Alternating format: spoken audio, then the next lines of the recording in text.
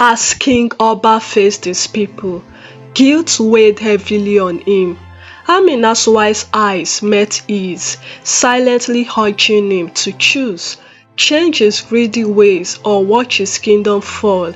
In the heart of the prosperous kingdom of Ukwana, the sun cast its golden rays upon bustling markets, verdant fields, and the majestic palace that towered over the city.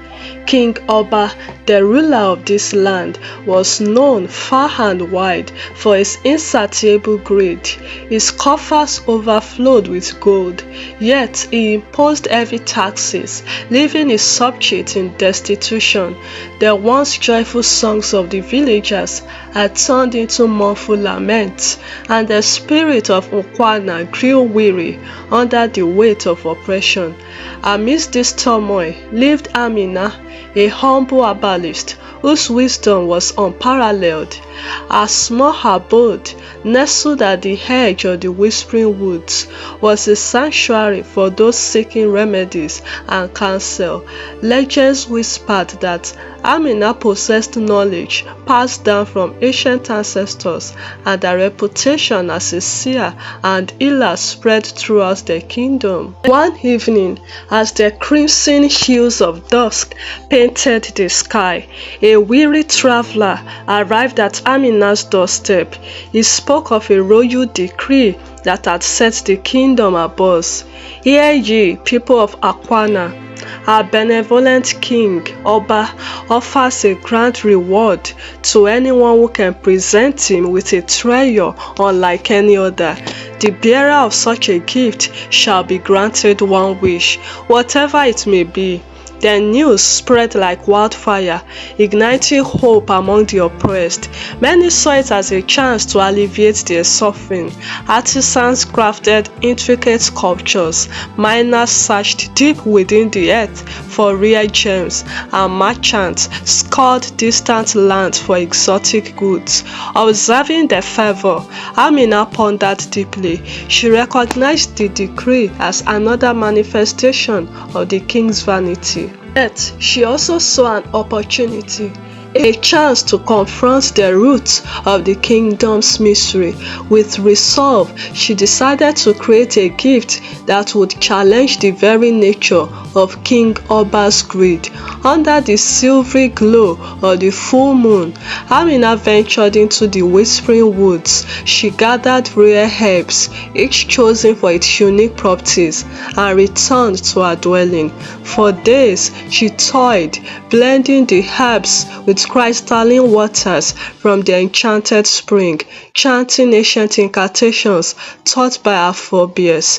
The result was a potion of unparalleled beauty, a shimmering elixir that caught the light in mesmerizing patterns, its colors shifting like the aurora borealis. With her creation in hand, Amina made her way to the palace. The guards, entranced by the elixir's allure, escorted her directly to the throne room. King Oba lounged on his opulent throne, his eyes gleaming with curiosity as he beheld the radiant portion. "Great King Oba," Amina began, bowing gracefully, "I present to you the elixir of enlightenment. This portion grants the drinker profound wisdom, allowing them to see the world with unparalleled clarity." The king's greed overshadowed his caution. The promise of supreme wisdom was too enticing to resist. Without hesitation, he seized the elixir and drank deeply, the liquid shimmering as it flowed. That night, as darkness enveloped the land, King Oba was tormented by vivid dreams. He wandered through desolate fields, hearing the cries of hungry children and witnessing the anguish of his people. The once fertile lands lay barren, and the rivers ran dry.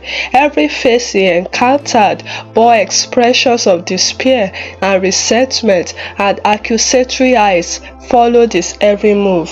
Awakening in a cold sweat, the king was deeply unsettled.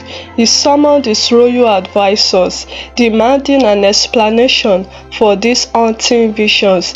The advisors, perplexed and fearful, could offer no answers. In his frustration, King Oba remembered the herbalist and the elixir.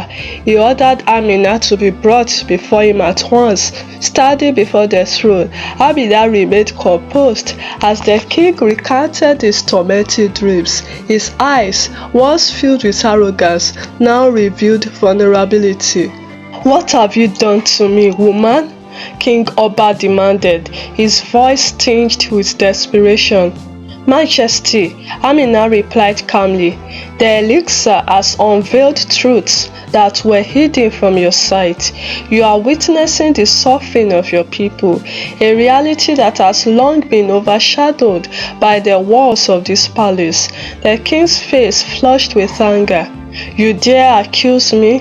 I have provided for this kingdom, amassed wealth and ensured its prosperity."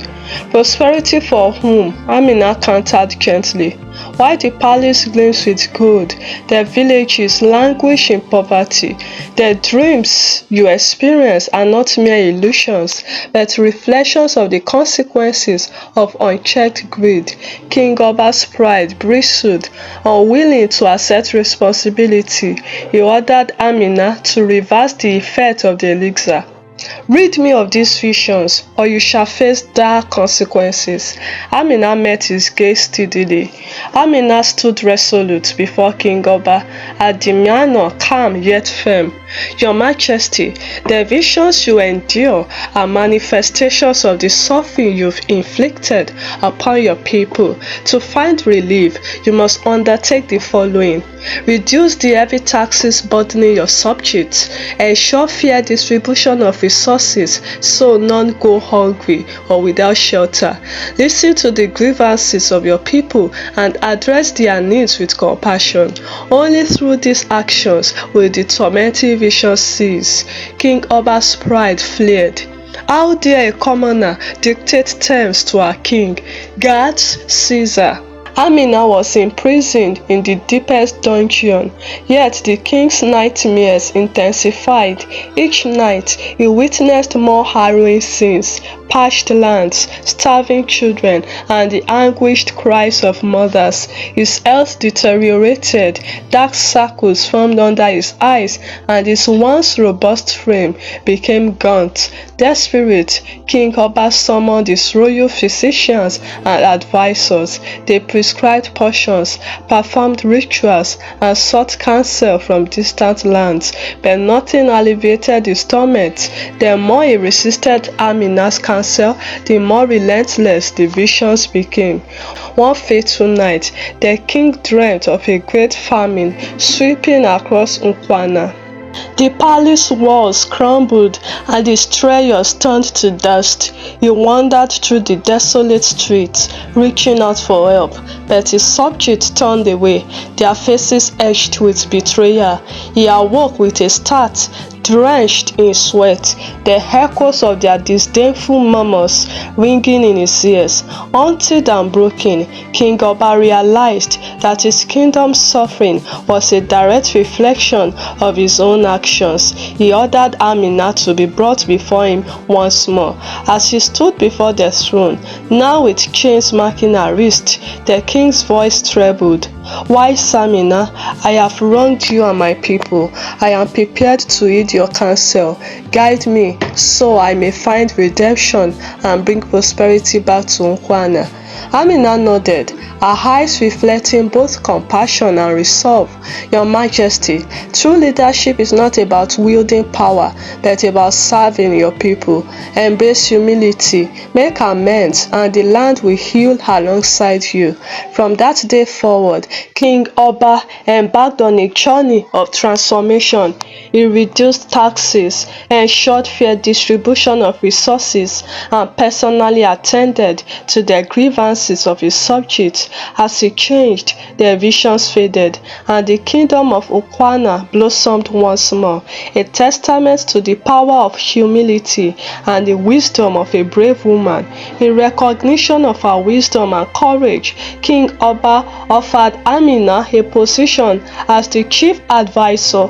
granting her a place of honor within the royal court. However, Amina, valuing her simple life and the well-being of her community, graciously declined the formal title. Instead, she requested that the king establish a council of elders representing various villages to ensure that the voices of the people would always be heard in matters of governance. King Oba agreed, and this council became a cornerstone of the kingdom's renewed prosperity, fostering a harmonious relationship between the monarchy and its subjects.